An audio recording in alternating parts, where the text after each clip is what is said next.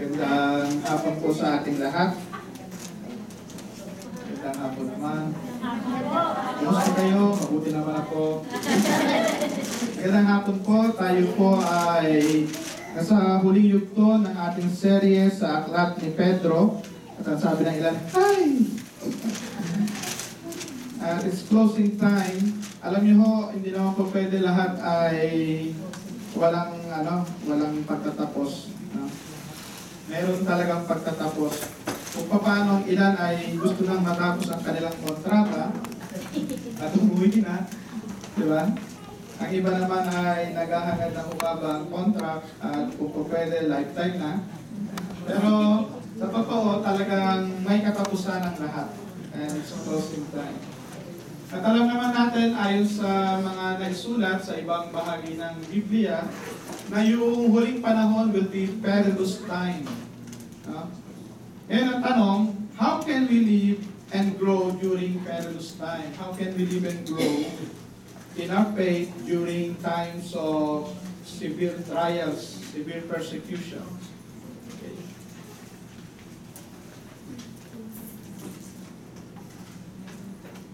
Paano nga ba? Paano tayo lalago? Iba-iba yung take ng tao sa end times, di ba? Merong iba natatakot. Alam niyo ho, nung 1999, may mga kilala akong mananampalataya na nag-imbak ng bigas, sardinas, talaga namang halos maubos ang grocery noon dahil mag-2000 na, no? Y2K. Pati yung, ano ba yun? Yung computer, yan, talaga naman, oo. Na-interview pa nga ako sa dyaryo noon kasi sabi nila, totoo bang magano? Ang ginawa ko kasi noon, dahil yung panahon na yun ay nasa IT industry ako, ay in-advance ko yung clock ng computer kung ano ba talaga magkakaroon ng problema. Wala namang problema. Tapos, so yun, may mga Kristiyanong natakot, di ba? Dapat ba nga bang katakutan ang huling panahon? O dapat ba itong kasabikan? Yun yung mga tanong doon eh. Paano ba tayo mamumuhay? Mamumuhay ba tayo ng ayon sa takot? O mamumuhay tayo na may pag-asa? Na alam natin, anytime naman, pwedeng mawala yung buhay natin, para tayong usok lamang na nariyan ngayon at mamaya ay wala, bakit tayo natatakot sa mga huling panahon? Diba? So, paano ba yung pamamaraan? Dito sa Aklat ni Pedro, ay kukuha tayo ng ilang bagay, mga katotohanan, how can we live and grow in the last days? Una, sabi ni Pedro sa 2 Peter chapter 3 verse 1 and 2, dear friend, this is now my second letter to you. I have written both of them as reminders to stimulate you to wholesome thinking. No? Pangalawa, I want you to recall the words spoken in the past by the holy prophets. No? So, ang una, kailangan talaga natin yung maalala. Remembrance, sabi sa King James is to put it into your remembrance. No? Yun po ang key word ng First and Second Peter, no? Lalo na yung sa Second Peter. Remembrance, alalahanin ninyo. Alam niyo kasi si Pedro mismo ay guilty ng pagkalimot. He is guilty of forgetting, di ba? Natatandaan ninyo ang Panginoon nung sinabi niya na siya ipapako. Nasabi niya, hindi po pwede, mamamatay sila sa, di ba? Mamamatay muna ako, daraan sila sa ibabaw ng aking bangkay. Ganong klase yung pagsasalita ni Pedro eh. Pero, ilang oras lamang yon, nakalimutan niya na yung sinabi niya. Kasi nung hulihan na, di ba? O medyo nalaga siya ng konti, yan. Tapos kinaumagahan, at habang nandoon na si Jesus, nililitis, yung madaling araw, nakalimutan niya na kung sinabi niya na daraan sila sa ibabaw, di ba? Tinanong lamang siya na, di ba kilala mo yan? Kasama ka niya, di ba? Dininay niya si Jesus, di ba? So, napakaganda na makita natin sa taong nakalimot na siya ang nagsasabi, do not forget, dahil ang mga taong nakalimot ang magsasabi sa atin, napaka-importante na makaalala. Halimbawa, papunta na kayo sa airport, nakalimutan nyo pala ang inyong passport. Doon mo malalaman gaano kahalaga yung mga bagay at bakit kailangan natatandaan mo. Di ba? Doon mo, halimbawa pa rin, kailan mo mauunawaan ang halaga ng 2 minuto. Ang 2 minuto, di ba? Kunyari, naghahabol ka ng MRT. Pag apak mo ngayon doon sa sa taas, di ba? At nagsasara na yung pinto, hindi ka na pwede humabol. Doon mo maintindihan gano'ng kahalaga ang 2 minutes. At ikaw ay malilate pagka hindi mo nahabol yung tamang oras ng tren. Di ba? May mga pagkakataon na kailangan nating ma-recall ang mga salita ng Diyos. No? Kung titingnan natin doon sa chapter 2 noon, pinakilala ni Pedro, sino ba yung mga false prophet, false teachers, diba? At sabi nga nung ilan, hindi naman babalik ang Panginoon. Alam niyo hanggang ngayon, yung kaisipan na ang mundo na ito ay mananatili sa kanyang pag-inog at hindi mababago, ganun pa rin ang kaisipan ng mga taong hindi naniniwala sa Diyos. No? Ang Panginoon ho ay babalik at pagbalik niya ho ay itatatag niya ang kanyang kaharian. 1,000 taon ang mangyayari ayon doon sa Revelation, no? At darating din ang panahon na tayong mga buhay ay aagawin at ang mga tao naman na namatay na mananampalataya ay bubuhayin mula sa kanilang libingan. Yan pa rin ho ba ang ating pinaniniwalaan? O naniniwala tayo na magpapatuloy lang ang buhay? Gaganda lang ang gaganda. Hindi ho mangyayari yung mga wish ng Miss Universe. Alam niyo yung wish ng Miss Universe? World Peace, di ba? Oo. Pag Miss Universe lang yun. Magkakaroon talaga ng iba't ibang kaguluhan ho. Alam niyo ho, ang akala nga ho ng iba, ang solusyon ay edukasyon. Pero matatandaan natin, sa history, hindi ko natatandaan yun, so, nung panahon na nagkaroon ng digmaan, ang pinaka-edukadong bansa, 2 edukadong bansa, ang Hapon at ang Alemanya, ay nanguna sa madugong digmaan. Mga aral yun, edukado. Dahil nga po, darating ang Panginoon sa huli kapanahunan, and God is not going to break into history and interrupt yung progress. At merong mga tao na magsasabi, no, God will not return and interrupt the history of man. The history of man will just continue. Hindi po yun. No? Hindi ho lahat na nakikita natin ay mananatili. Magbabago ho. Magbe-break ho. No? At lagi ho natin tandaan ang mga propeta. Noong ang propeta Noah ay nangangaral, akala ng mga tao ay hindi talaga babaha. Bakit? Hindi pa kasi naiimbento noon ang baha. Hindi pa naiimbento ang baha. Wala po baha. Wala pang baha noon. Wala pang nangyari. Hindi pa nangyari na nagkabaha. At gumagawa siya ng isang sasakyan, no, isang sasakyan ang ginagawa niya na wala pang sumakay. Diba? At paano mo paniniwalaan ang isang tao na nagsasabi na magkakaroon ng baha na hindi pa naman nagkakabaha at kailangan sumakay doon sa sasakyan na wala pang gumagawa ng ganoon? Pero dumating ang baha at hindi na numbalik ang mga tao at yung mga hindi na numbalik sa Panginoon ay napahamak. So, recall the words. Ganun din ang nangyari nung panahon ng Sodoma at Gomorrah. Okay. Pangalawa, hindi lamang natin maalala yung mga sinabi ng salita ng Diyos, kundi maunawaan din natin. Let us understand the last days. Ano ba yung last days? Sabi ron, first of all, you must understand that in the last days, scoffers will come.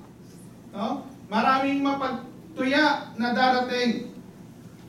No? Ito yung mga tao na magsasabi, akala ko ba totoo yan? Diba? Akala ko ba mangyayari yan? Bakit hindi pa?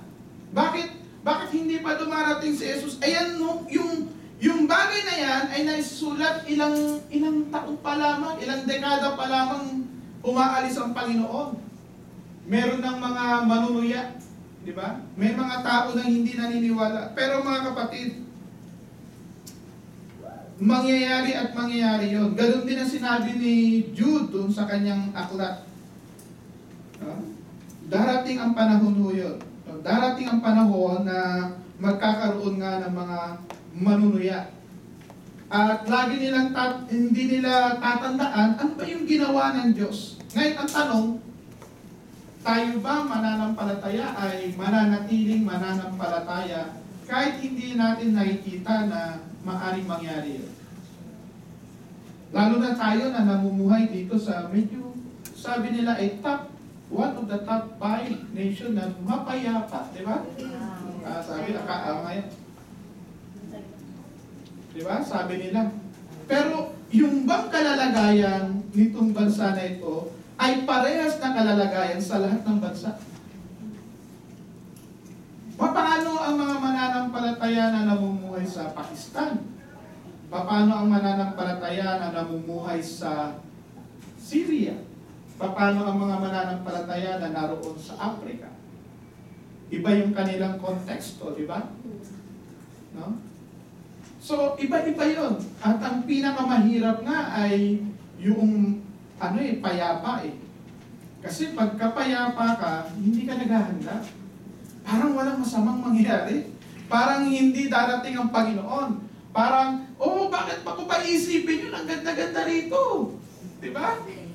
Maraming part-time. Wala na raw, no? Tapos na raw. Maganda nga yun siguro para malaman natin na hindi mananatili ang lahat. Diba? Kasi pag maganda ang panahon, minsan nakakalimot tayo sa Panginoon. Diba? Pag maganda ang panahon, makakalimot ka sa Panginoon eh. Diba? Lalo na ngayon, ang sarap gumala. Bukas daw yung iba.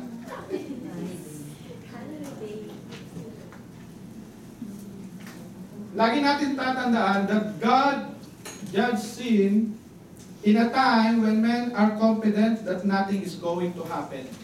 Ganyan ang nangyari nung panahon ng Sodom at Gomorrah, parang walang mangyayari. Ganyan din ang nangyari nung panahon ni Noe, parang walang mangyayari. Parang ang ganda-ganda ng panahon. Parang napakabuti ng Diyos at hindi niya nababaguhin ang lahat. Alam niyo, kailangan mabago ito dahil ang inihahanda sa atin ng Panginoon ay mas mainam kaysa narito. Amen. Di ba? Halimbawa, yung iba, Pastor, pwede ba dito na lang tayo lagi, oh? Minsan nakakabulag yung kagandahan, eh. Yung magandang kalalagayan, eh. Baka nakakalimutan natin, tayo po ay dayuhan lamang dito sa mundo. Kung paano karamihan sa atin ay dayuhan dito sa Taiwan, dayuhan din tayo sa mundo. Hindi ito ang ating tunay na tahanan. No? At dahil hindi ito ang tunay natin tahanan, lagi nating isipin na meron tayong amang naghihintay sa atin. Do not forget God. Sabi ron, but do not forget this one thing, dear friends, with the Lord, a day is like 1,000 years, and 1,000 years are like a day. Alam niyo po, yan yung pinag-aaralan ko nung mga ilang araw dahil naghahabol ako para makagraduate. Oo. Kinikwenta yung bawat minuto, bawat segundo. At yun ang problema pagka theology, lahat. Yung hindi problema, pinoproblema. Pero ganun talaga. Alam niyo po kasi tayong tao, we view yung history in terms of days and years. Pero ang Panginoon iba. Lagi natin tatandaan ang Panginoon ay laging present tense. Tayo, may nakaraan, mayroong ano. Ang Panginoon laging nariyan. Siya ay hindi siya namumuhay sa panahon natin, siya ay namumuhay doon sa eternity. No? At lagi natin tatandaan yun, ang sukatan natin ay hindi yung araw, yung taon, kundi sino ang Diyos natin. Ang Diyos natin ay Diyos na walang hangganan at siya ay namumuhay sa walang hanggan. At kaya niyang baguhin ang lahat sa maikling panahon. At lagi rin natin tatandaan bilang mga mananampalataya, kaya ito ay pinapaalala sa atin dahil ayaw ng Diyos na yung kanyang mga anak will be caught unprepared. Meron hong paghahanda. No? Lagi hong kailangan may paghahanda dahil hindi lahat ng panahon ay katulad ng ganito. Sabi ron, the Lord is not slow in keeping His promise. Diba? Hindi ho mabagal ang Panginoon. Bakit ho siya tinitingnan natin na parang mabagal? Kasi napaka-pasensyoso ng Panginoon. Tayo, maisip, pasensya natin eh. Di ba? Mas gusto natin yung kapatid natin, magbago na. Naging na ba talaga yan? Ganun pa rin. Ganun ano natin. Tinitingnan natin. Patatawarin ko ba ito o hindi? Tatanggapin ko ba ito o hindi? Ganun eh, di ba? Bakit ho? Kasi tayo maiksi lagi pasensya. Pero ang Panginoon, napakahaba ng pasensya. At hindi dumarating pa siya dahil nagnanais siya na ang lahat ay manumbalik sa Kanya. Amen. Sabi ni Pablo doon sa Acts 17 na ang Diyos ay nananawagan sa lahat ng tao, sa lahat ng pagkakataon, sa lahat ng lugar na sila ay manumbalik sa Diyos. No? Magkaroon ng genuine repentance sa Panginoon. Magkaroon ng tunay na pagkilala sa Panginoon. Ano ho ba yung Day of the Lord? Yung Day of the Lord, yung period of judgment ng Panginoon. Na kung saan ay ibubuhos niya yung kanyang puot dito sa sanlibutan. At tayo ho, hindi ho tayo itinakda para sa puot. Hindi ho tayo itinakda para parusahan. Hello? Kaya ka nga niligtas para hindi ka maparusahan eh. Amen? Amen. Pero hindi ibig sabihin nyo na mamumuhay na tayo na ayon sa laman. Basta ako, ligtas na. Diba? Lagi natin tatanda na sinasabi ho ng salita ng Diyos, malalaman sa bunga. Diba? Hindi, basta ako, sabi ng pastor, itaas ko rin yung kamay ko, tinaas ko yung kamay ko. Sabi niya, sumunod ako sa panalangin. Talagang formula, di ba? Minsan. Sabi, meron pa iba, 3 beses ako inilubog sa tubig. Pero sinasabi ng salita ng Diyos, sa bunga makikilala. Di ba? Ano sinasabi ko? Merong labanan, ang laman at ang espiritu, ang bunga ng laman ay hindi bunga ng espiritu. Sa bunga ng laman, may pagpatay, di ba? May pakikiapi, may pagkampi-kampi, pag-aaway, di ba? O kaya kung kayo nag-aaway, bunga ng laman yun. May kampi-kampi, bunga ng laman yun. Yung bunga ng espiritu, pag-ibig, kapayapaan, di ba? Pagka wala yung pag-ibig at puro pagkagalit, pagkaaway, magtanong ka na, bakit iba yung bunga ko? Di ba ikaw magtatanong eh? Bakit ako nagmumunga ng gano'n? Bakit ang gusto ko kampi ang tao sa akin? At basta sila magkaaway-away, basta sila kakampi ko. Mga kapatid, hindi natin mailalagay ang ating pananalig sa mga tao. Amen.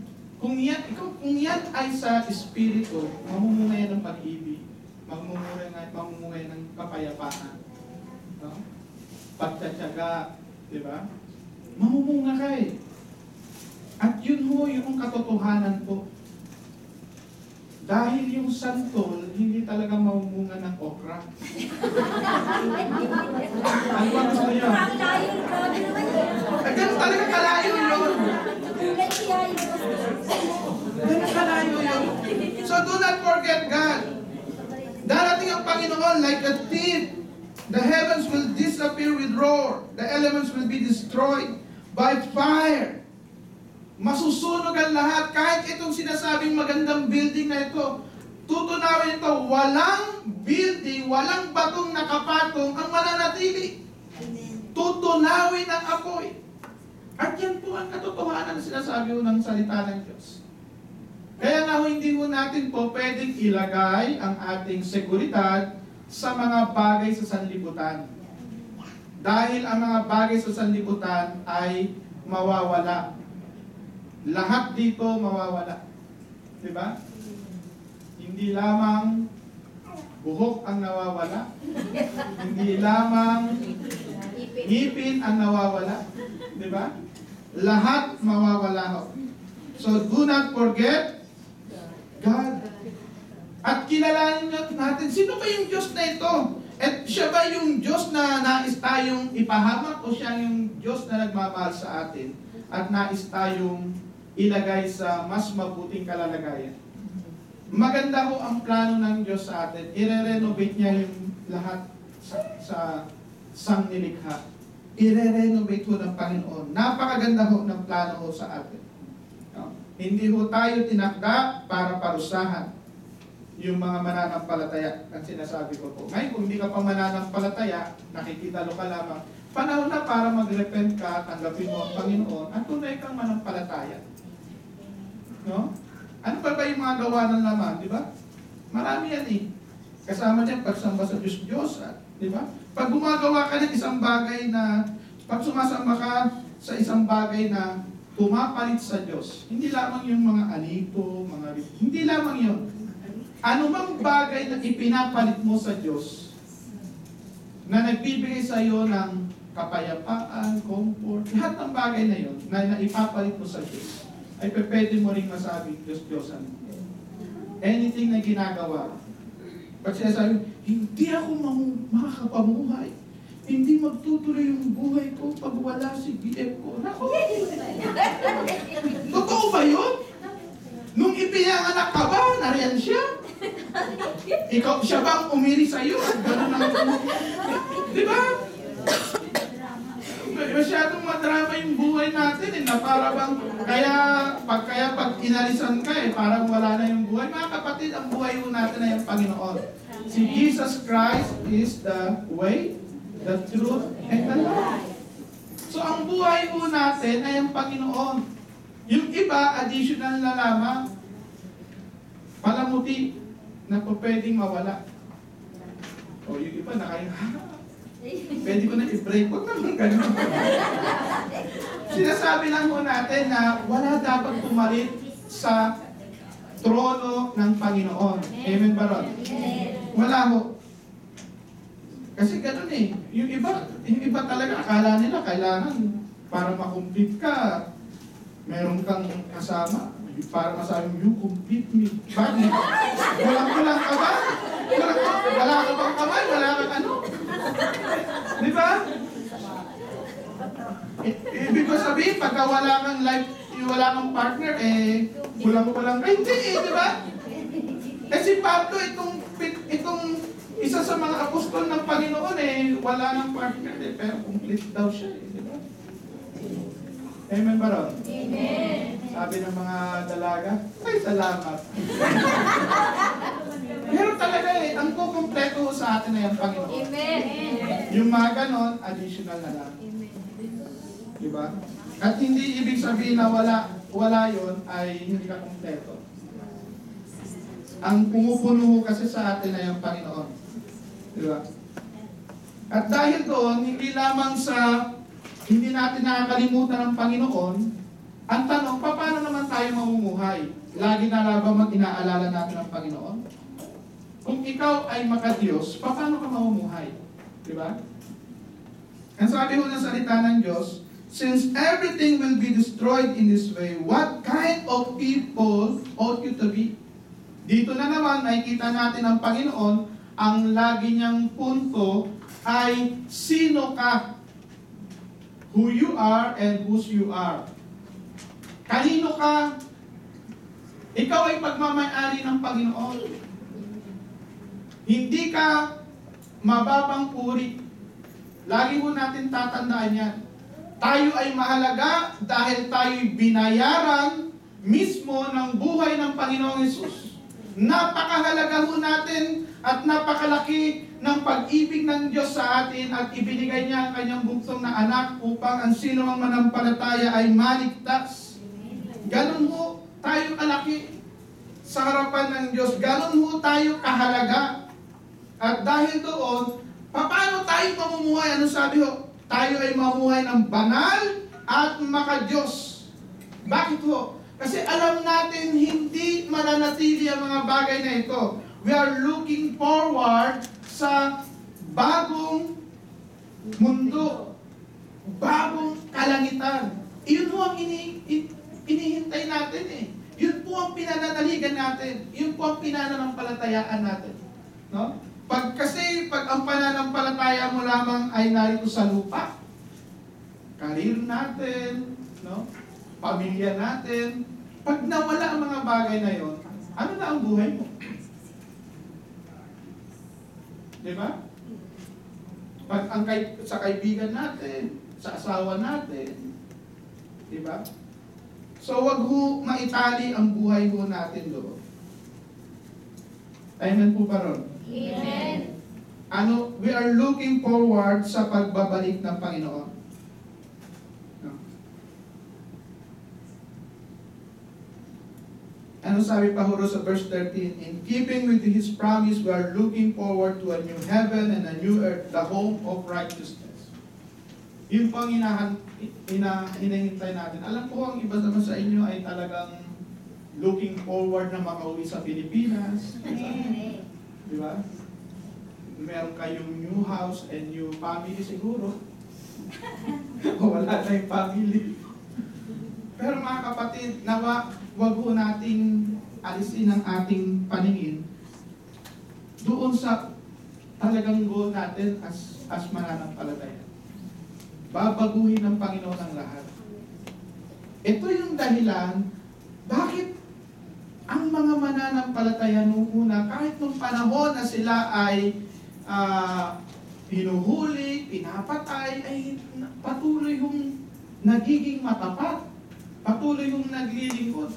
Bakit sa gitna ng maraming pagsubok sila ay nagliliwanag bilang mananampalataya? Dahil alam nila na sila ay dumaraan lamang dito at hindi ito ang tunay na tahanan. Pag alam mo natin na panandalian lamang ang mundo, mag-iiba ho yung ating gesture. Diba? Wala hong pinagkaiba yan sa sa mga reality show. Alam niyo yung mga reality show, mga isang linggo ka doon sa di ba yung minsan yung iba yung mayayaman, mga artista, isang linggong mamumuhay ng magluluto sa kung saan, di ba? Sa gubat, ang dami yan di ba? Yung iba magmumukhang pulubi, di ba? Hindi naman nila talaga nauunawaan ng pulubi dahil una, nandoon yung camera, nandoon yung make-up. Pangalawa, panandalian lang yon. Ang sabi nga, for the sake of art. Di ba? Acting lang yun. Maiksi lang yung panahon na gagampanan nila yon. Kaya, nai-endure nila. At parang ganun ang sinasabi ni Pedro Kung ikukumpara natin yung haba ng walang hanggan sa buhay natin ngayon, napakaiklit ng buhay natin ngayon. Bakit natin ipagpapalit ang walang hanggan sa maiksing kaligayahan? Sa nakaw na kaligayahan. Di ba? Oo. Di ba? Lalo na dito, di ba? Wala ka sa bayan mo. Sabi nila, pagka ikaw ay ng ibang bayan, ikaw ay talaga at binata. Di ba? Kasi wala ka doon sa feeling ng mo. Pamilya. Pero hindi yun mga kapatid kanino tayo at sino tayo. Amen. Tayo ay sa Diyos, kaya kailangan tayong mamuhay ng may kabanalan dahil ang Diyos natin ay banal. Di ba? Hindi ba tayo kailangan manatili sa kasalanan?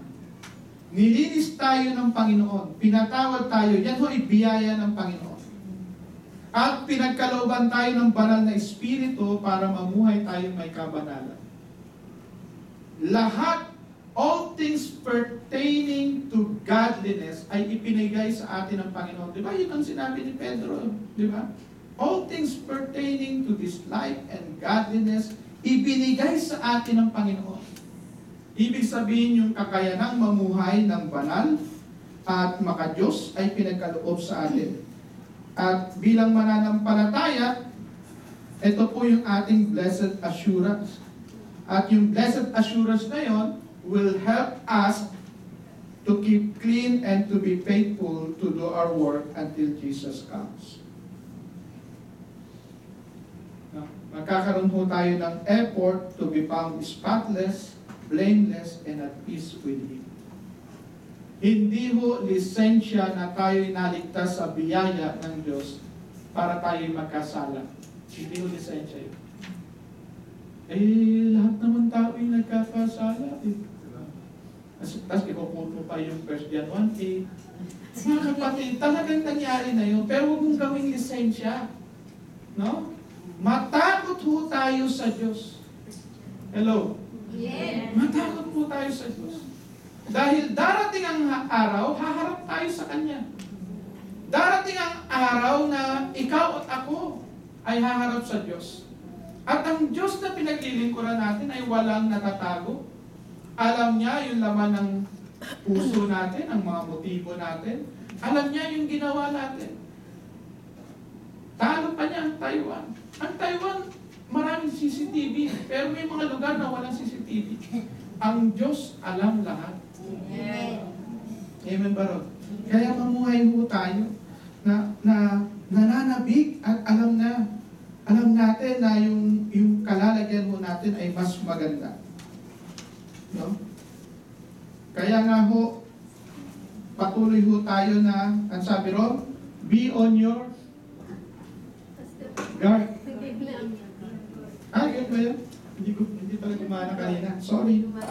Ito yung kanina. Live holy and godly lives. Yan. Okay. Susunod doon, be on our guard. Sabi ron, bear in mind that our Lord's patience means salvation. Diba?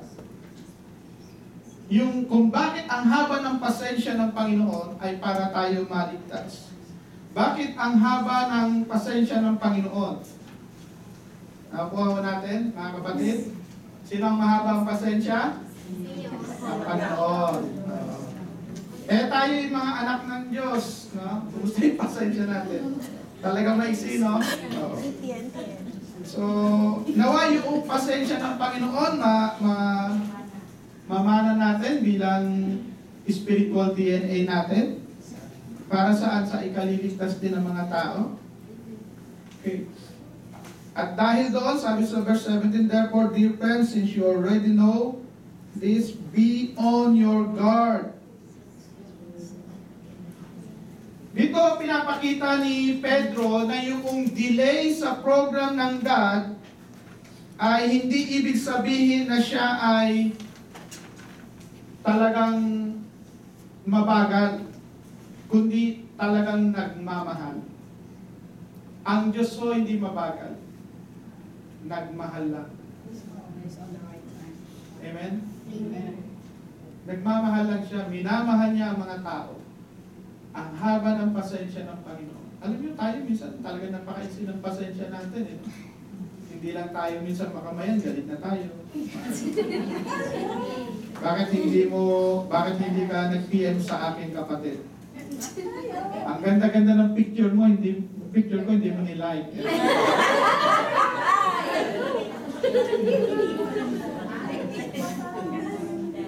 Alam niyo po, ang mga tao na hindi naunawaan yung program ni God, laging tinitwist yung scriptures. Kahit kung panahon na ng Old Testament time, pagka hindi nila Hindi nila alam yung program ni God. Tinitwist lagi nila ang scriptures. Kahit anong panahon ni Jesus Christ, narito na sa harap nila. Nariyan na yung Messiah. Nakikita na nila yung mga tanda't himala. Hindi pa rin nila tinatanggap. No? So, tayo po mga kapatid, be on our guard din. No? Huwag ho tayong magpatangay sa takbo ng sanlibutan. Amen. Huwag ho tayong magpatangay sa hirap ng buhay o sarap ng buhay. Kasi dalawa yan eh. Laging dalawa yan. Na pwede tayong makalimot sa Panginoon. Sa panahon na tugatog tayo at puro tagumpay, at sa panahon na parabang down na down tayo. No? Lagi natin tatandaan na sa panahon na parang wala tayong problema at nasa tugatog, lahat yon ay biyaya ng Diyos. At sa panahon na tayo nasa baba, lagi natin tatandaan, hindi niya tayo iwan, ipababayaan. At lahat ng iyon ay gumagawang mabuti sa lahat ng tinawag ng Panginoon. Yung taas, baba, at maging sa gitnang buhay, na parang walang nangyayari. May nangyayari. May mga pagkakataon kasi, ang buhay parang walang nangyayari lang. Yung nagwe-wait ka, naghihintay ka. Di ba?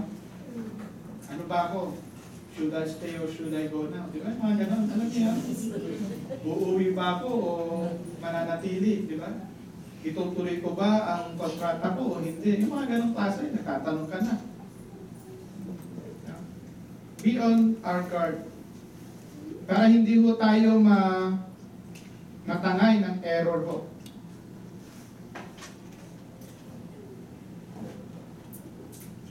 Alam niyo ho bang posible na marami tayong malaman sa Biblia pero hindi tayo lumalago? No? It is possible to grow in the knowledge and never grow in grace. Kaya we have to be on guard. Merong mga tao na very knowledgeable pero hindi nag-grow sa grace. Ganito yon. Pag nakakita kayo ng tao na ito ang Biblia at lagi alam ba kapatid nasusulat ganyan. At ang hawak sa Biblia ay pagka binasa ay parang pinupok sa ulo. Na para bang lahat ay tatanong mo, is it grace or condemnation? Kasi in Christ there is no condemnation. Nakuha ko natin. Pagka natatakot tayo sa last days, magtaka ka. Bakit ka matatakot? Eh, plano ng Panginoon yun. Darating at darating yun. Kaya ngayon sinabi ko sa inyo, sa Y2K, lahat na yun. Imbis na yung mga tao magkaroon ng pananampalataya sa Diyos na nagliligtas, ang akala nila ang Diyos ay napakalupit. Mga kapatid, bilang mananampalataya, alam natin na ang lahat ay mawawala. Alam natin na ang tunay nating tahanan ay ang kalangitan. Alam natin na ang Panginoon ay umalis at nagsabi pa, aalis ako at ipaghahanda ko kayo ng silid. Di ba? Yung iba mahilig sa mansion, kaya ang kinukot ay yung lumang version.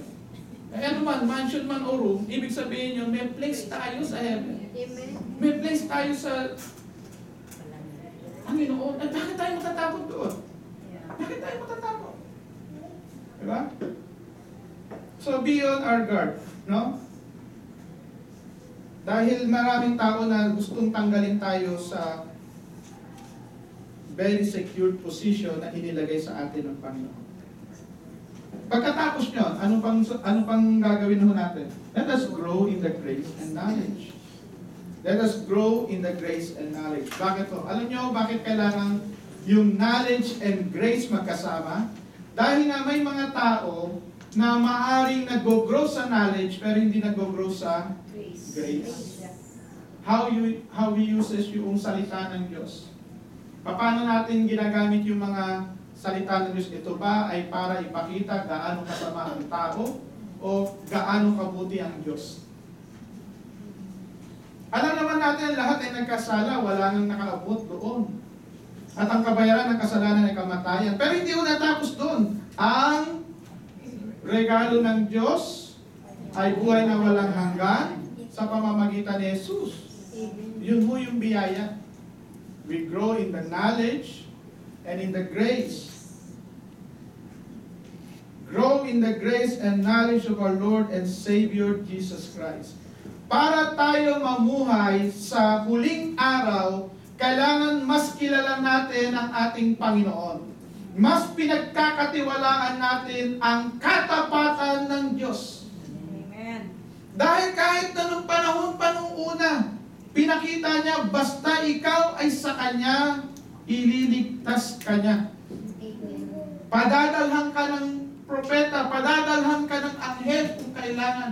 Hahatiin niya ang dagat para ka iligtas. Ganong kalaki ang pagmamahal ng Diyos sa mga tao niya. Nakuha mo natin. Amen. Ganon mo ang Panginoon natin eh. Ayaw niya tayong pahirapan. No? Kaya ho, hindi ho tayo kailangang mamuhay ng takot. Mamuhay ho tayong lumalago sa biyaya. Amen. Mamuhay ho tayong lumalago sa pagkakilala sa Panginoon. Amen ba ron? Amen. Doon ho tayo lumago. Ito ang aking Panginoon. Ito ang aking Panginoong Jesus.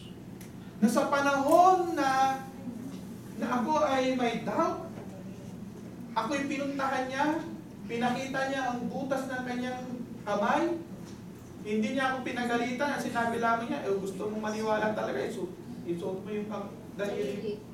Diba? Nakuha mo natin. Ang Panginoon natin patuloy na inaabot ang kanyang mga alagad. Nung panahon na ang mga alagad ay tumalikod na, bumalik na sa dating buhay, bumalik na sa panghuhuli ng isda, anong ginawa ng Panginoon? Naghintay, gumawa ng apoy. Bakit ho? Dahil alam niya, dahil wala sila sa kalooban ng Diyos, magpe-fail sila, pinaghandaan niya na. Amen ba ron? Alam niyo, ganun ang Panginoon natin eh. Nakuha mo natin yung Panginoon natin. Kilalanin mo natin ang Panginoon natin. At hindi ho tayo mamumuhay sa takot. Mamumuhay tayo sa grace. Mamumuhay ho tayo sa knowledge. Mamumuhay tayo na secure sa Kanya. Amen ba ron? Amen. No? Iyan po ang ating Panginoon. And to Him belongs the glory, both now and forever. Nawa ho, mamuhay ho tayong balanse sa atin. Hindi ho ibig sabihin na ito, hindi na tayo magpaplano. Mamuhay ho tayo na may kahandaan na as if ang Panginoong Yesus ay babalik mamaya. Magplano tayo at maghanda sa buhay na as if ang Panginoon ay darating 100 taon. Nakuha natin. At yun po ang balanseng pamumuhay. Namumuhay tayong banal na may takot sa Diyos dahil alam natin anytime pwede siyang dumating. Namumuhay rin tayong may talino at paghahanda sa kinabukasan sapagkat alam natin na pwede rin ang kanyang pagdating ay sa loob ng 100 o 1,000 taon.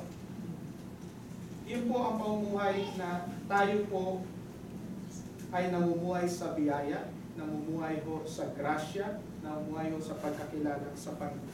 And may we grow in the grace and knowledge of God. Tayo po'y panandaliang tumayo at tayo po'y manalangin.